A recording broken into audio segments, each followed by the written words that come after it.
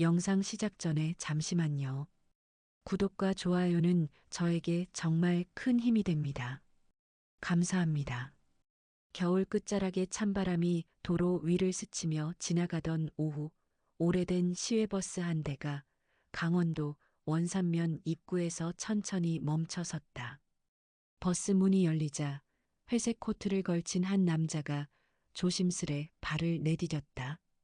작은 여행 가방 하나, 손에 꼭 쥔 낡은 지갑, 그리고 40년의 세월을 온몸에 묻힌 듯한 깊은 표정. 그 남자의 이름은 한도윤, 68세. 그는 눈앞에 펼쳐진 고향 마을을 한참 바라보았다. 어린 시절 달리던 좁은 흙길은 아스팔트로 바뀌었지만 오래된 기와집과 산자락은 그대로였다. 바람이 지나가자 40년 전 겨울과 똑같은 냄새가 코끝에 스쳤다. 미묘한 쓸쓸함, 그리고 설명할 수 없는 따뜻함이 동시에 섞인 냄새였다. 이렇게 변하지도 않았구나. 도윤은 혼잣말로 중얼거리며 마을 안쪽으로 걸음을 옮겼다. 그가 지나가자 길가에 쌓인 장작을 정리하던 노인 두 사람이 조용히 속삭였다. 저 사람 누구여? 글쎄, 낯이 좀 익은 것 같기도 하고.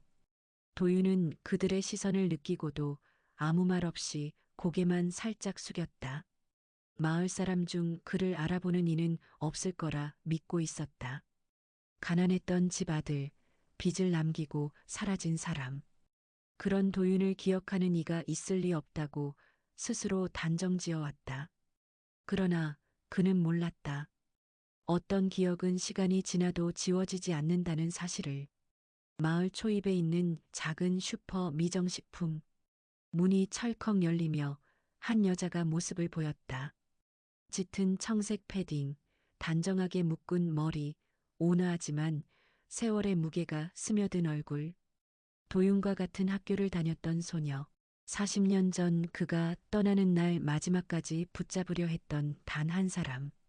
미정은 습관처럼 가게 간판을 바라보다가 길거리에 멈춰 서 있는 도윤을 보고 얼어붙은 듯 발을 멈췄다. 도윤 씨? 도윤의 발걸음도 동시에 멈췄다. 40년 동안 한 번도 들어본 적 없던 이름의 울림. 가슴 깊은 곳을 건드리는 그 목소리에 도윤은 천천히 고개를 들었다. 미정이야? 40년이라는 세월이 두 사람 사이를 가르고 있었지만 눈을 마주치는 순간 모든 시간이 다시 흐르기 시작했다. 미정은 조심스레 다가왔다. 정말 도윤 씨 맞아요? 여기 어떻게... 도윤은 잠시 숨을 고르고 부드럽게 미소 지었다. 그냥 잠깐 들렀어. 오래 머무를 생각은 아니야. 그러나 미정은 그 말이 거짓이라는 걸, 혹은 감춰진 이야기라는 걸 직감했다. 40년 전 그날의 장면이 머릿속에서 번개처럼 스쳤기 때문이다. 슈퍼 건너편. 옛날부터 동네에서 소문난 성격이 거칠었던 박만호 70세가 자신의 식당 앞에서 제첩을 씻고 있었다. 그는 우연히 도윤과 미정이 말을 나누는 모습을 보자마자 얼굴이 굳어졌다. 저 사람 설마. 만호는 손에 힘이 들어가 제첩 껍데기가 와장창 깨졌다. 미정이 그를 돌아보며 말했다. 만호 형님, 오랜만에 오신 분이에요. 반갑게 좀. 하지만 만호는 말을 끊었다. 반갑긴 뭐가 반갑다고 그래. 저 사람 왜 온 거야? 도윤은 표정 하나 변하지 않았다. 대신 짧게 인사만 건넸다. 오랜만이야, 만호야. 만호는 그 인사가 더 불편한 듯 날카로운 눈빛을 보냈다. 돌아올 곳이 남아있다고 생각했어? 여기가 만만해 보였나? 미정은 황급히 만호를 말렸다. 하지만 도윤은 그저 고개를 숙이고 조용히 말했다. 아냐, 오해하지 마. 난 그저 정리할 게 있어서 온 것뿐이야. 그 말은 짧았지만 묘하게 무거웠다. 그리고 어딘가 슬펐다. 마을 끝자락, 산으로 이어지는 길. 도윤은 그 길을 따라 천천히 걸어 올라갔다. 그리고 도착한 곳, 폐교된 원산초등학교. 철문에는 녹이 슬었고 운동장은 잡초로 가득했다. 그러나 도윤은 그 어느 풍경보다도 눈을 뗄 수 없었다. 여기에서 그는 어린 시절을 보냈다. 그리고 모든 것이 무너졌던 그날도 이 운동장에서 시작됐다. 그는 철문을 손끝으로 천천히 만졌다. 손이 떨렸다. 미안하다, 정말 미안하다. 누구에게 하는 말인지 알 수 없었다. 하지만 그 말에는 40년 동안 쌓아온 죄책감과 슬픔이 묻어 있었다. 바람이 불어와 철문이 삐걱 소리를 냈다. 마치 누군가 대답이라도 하는 듯. 도윤은 잠시 눈을 감고 깊은 숨을 들이쉬었다. 그리고 아주 조용히 말했다. 이젠 정리해야지. 그러나 그가 모르는 사실이 있었다. 그의 귀향은 마을의 오래된 균열을 다시 건드릴 것이고 곧 온 마을이 뒤집힐 거대한 진실이 드러날 것이라는 사실을. 그리고 그 진실은 도윤뿐 아니라 마을 전체를 흔들게 될 것이다.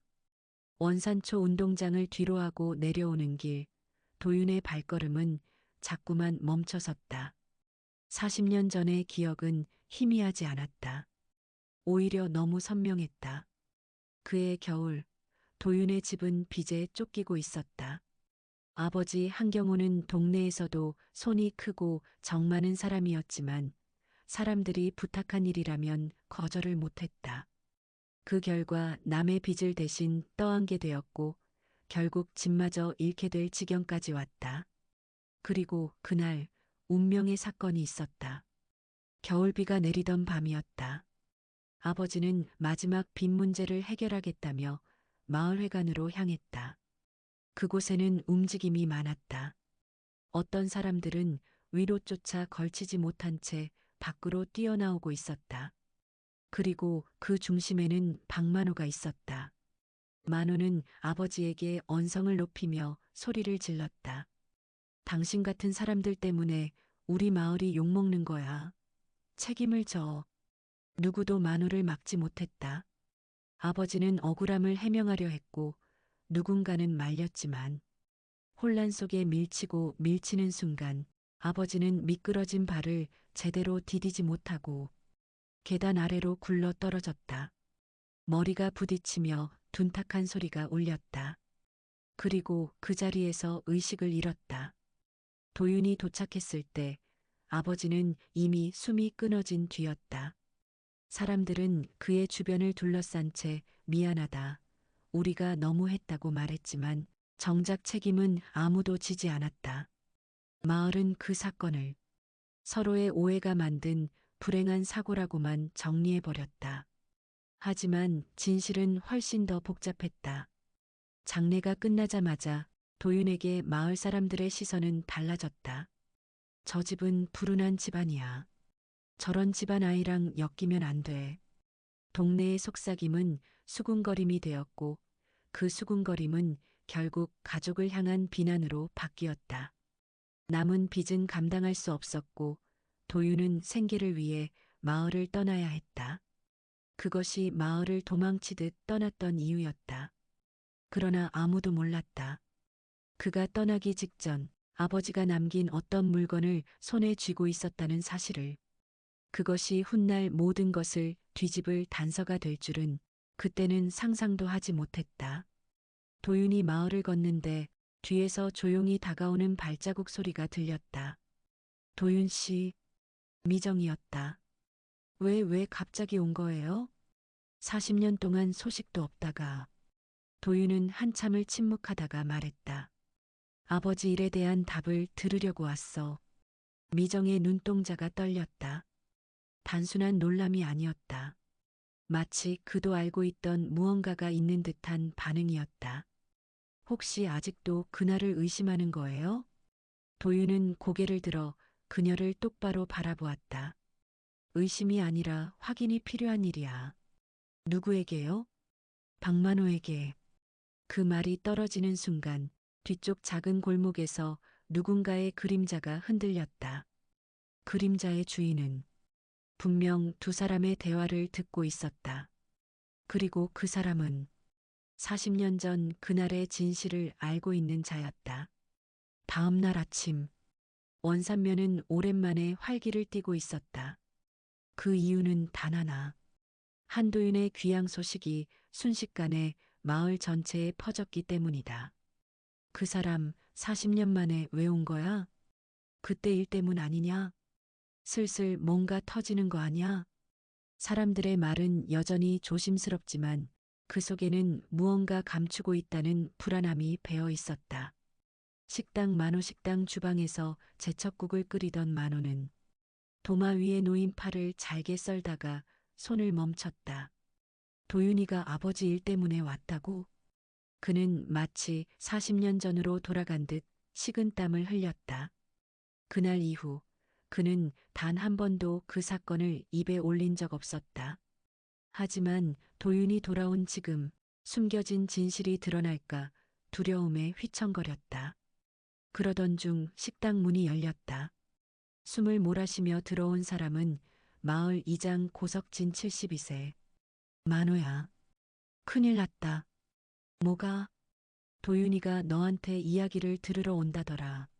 만호의 손에서 칼이 떨어졌다. 스테인리스 바닥 위로 사납게 굴러갔다. 도윤은 미정의 슈퍼 옆 벤치에 앉아 오래된 지갑을 펼쳤다. 그 안에는 아버지의 낡은 수첩 한 권이 있었다. 그 수첩은 도윤이 떠나기 직전 아버지 방에서 우연히 발견한 것이었다. 아버지는 그 수첩에 이웃들에게 빌려준 돈, 대신 갚아준 빚, 그리고 마을 사람들의 약속 등을 정리해 두었다. 그런데 수첩 마지막 장에는 이상한 문장이 적혀 있었다. 만호는 진실을 알고 있다. 40년 동안 그는 이 문장을 마음속에 품고 살았다. 그리고 이제 그 진실을 확인해야 할 시간이 왔다. 미정이 따뜻한 차 한 잔을 건네며 말했다. 만호 형님한테 가겠다는 생각 접는 게 어때요? 도윤은 고개를 저었다. 난 도망치려고 온 게 아니야. 미정은 두 손을 꽉 쥐며 조용히 말했다. 그 사람이 말해줄까요? 그리고 말한다고 해서 그게 당신이 원하는 답일까요? 그녀의 말에는 분명한 의미가 있었다. 단순한 걱정이 아니었다. 마치 이미 어떤 진실을 알고 있는 사람만이 할 수 있는 말투. 도윤은 물었다. 미정아, 너 그날 무슨 일 있었는지 알고 있는 거 아니지? 미정은 대답 대신 차에 눈을 떨구며 조용히 말했다. 말하지 말아야 할 비밀도 있어. 그 순간 슈퍼 밖에서 누군가가 그 대화를 듣고 있는 느낌이 들었다. 도윤이 고개를 돌렸지만 이미 그 사람은 사라지고 없었다. 도윤이 만호를 만나기 위해 마을회관으로 향하던 길. 회관 앞에 사람들이 모여 있었다. 누가 먼저랄 것도 없이 도윤을 보며 조용히 길을 터주었다. 그들의 시선 속에는 두려움, 미안함, 그리고 감추고 싶은 무언가가 섞여 있었다. 그 가운데 마을 이장 고석진이 나와서 도윤을 막아섰다. 도윤아, 만호는 지금 상태가 안 좋다. 너를 만나기 힘들 거다. 도윤은 담담하게 말했다. 도망친 거야? 그런 말하지 마라. 그 사람도 40년 동안 마음 편하지 않았을 거다. 그때 회관 안에서 문이 열렸다. 박만호가 모습을 드러냈다. 어제보다 훨씬 초췌한 얼굴이었다. 만호는 떨리는 목소리로 말했다. 할 말이 있다. 나하고 밖에서 이야기 좀 하자. 사람들은 숨을 삼켰다. 그리고 그 순간 멀리서 어린아이의 목소리가 들렸다. 할아버지, 하지 마. 모두가 깜짝 놀라 뒤를 돌아보았다. 그때 사람들 틈을 헤치고 한 사내가 뛰어왔다. 그 사내는 박만호의 아들 박진수 42세였다. 그는 아버지를 막아서며 외쳤다. 그날의 진짜 이야기는 아버지가 아니에요. 사람들은 모두 얼어붙었다. 박진수는 거친 숨을 몰아쉬며 도윤을 향해 말했다. 그날 아버지가 아저씨 아버지를 해친 게 아니에요. 뭐라고? 사람들은 술렁거렸다. 만호는 공포에 질린 얼굴로 아들을 바라봤다. 진수야, 그만해라 그 얘기는. 아버지, 이제 그만 숨기시죠. 이 사람이 40년 동안 어떤 마음으로 살아왔는지 알아요? 만호는 결국 말을 잃고 고개를 숙였다. 그날 회관 안에는 만호와 경호만 있었던 것이 아니었다. 당시 12살이었던 박진수는 회관 창문 밖에서 몰래 두 사람을 지켜보고 있었다. 그는 말을 꺼냈다. 그날 아버지는 경호 아저씨를 밀치지 않았어요. 오히려 붙잡으려 했어요. 주변 사람들의 표정이 변했다. 경호 아저씨를 계단 아래로 밀어넘긴 사람은 다른 사람이었어요. 도윤은 숨이 멎는 듯한 느낌을 받았다. 누군데? 진수는 말끝을 흐렸다. 그리고 천천히 고개를 들어 마을 사람들을 둘러봤다. 여기 지금 이 자리에 있는 사람입니다. 사람들은 서로 눈치를 보기 시작했다. 누군가는 입술을 깨물었고 누군가는 얼굴이 창백해졌다. 그중 하나 마을 이장 고석진의 표정이 누구보다 빨리 무너져 내렸다. 도윤아 미안하다. 이제는 말해야겠구나. 석진은 허리를 굽히고 중얼거렸다. 그날 내가 경호를 밀었다. 사람들이 탄성을 질렀다. 뭐라고요? 이장님이? 말도 안 돼. 석진은 고개를 들지 못한 채 계속 말했다. 그날 술에 취해 있었고 경호에게 화가 나 있었다. 마을 빚 문제 때문에 나도 휘말렸기 때문이었다. 그날 밤 회관 안에서 벌어진 일은 이랬다. 경호는 마을 빚을 자신이 떠안겠다고 했다. 그러나 석진은 그 말을 믿지 못하고 격분했다. 만호가 그들을 말리던 중 석진이 경호를 밀어내듯 치며 손을 뿌리쳤다. 빗물에 젖은 바닥에서 경호는 그대로 미끄러졌고 계단 아래로 굴러 떨어졌다.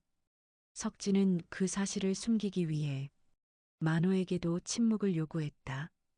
그때 나 때문에 이렇게 됐다. 정말 미안하다. 도윤은 손에 힘이 풀려 아버지의 수첩이 바닥에 떨어졌다. 그는 떨리는 목소리로 물었다. 왜 이제 와서 말하는 거야? 겁이 났다. 모든 걸 잃게 될까봐.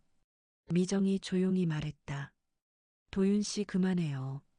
이제 진실은 밝혀졌잖아요. 그러나 도윤의 마음은 복잡했다. 40년 동안 원망하던 대상이 순간에 뒤집힌 것이다. 그는 잠시 하늘을 올려다보며 말했다. 아버지도 이걸 원하셨을까?